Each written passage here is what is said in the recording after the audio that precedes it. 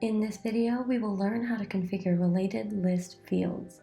On this sample record page, I have related lists for derived samples and aliquots.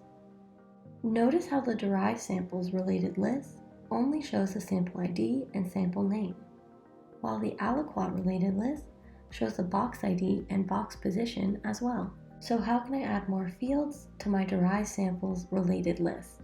I can do this simply by selecting Setup and clicking Edit Page. First, I will select the related list, and I can scroll down on the right until I find Related List Fields. Here, we can select Add Field and search for the fields we want. I will choose Box ID and Box Position. We can also change the ordering of the fields by just dragging and dropping.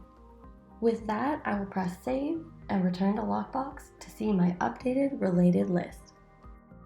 This demonstration showed how you can configure related list fields in Lockbox LIMS.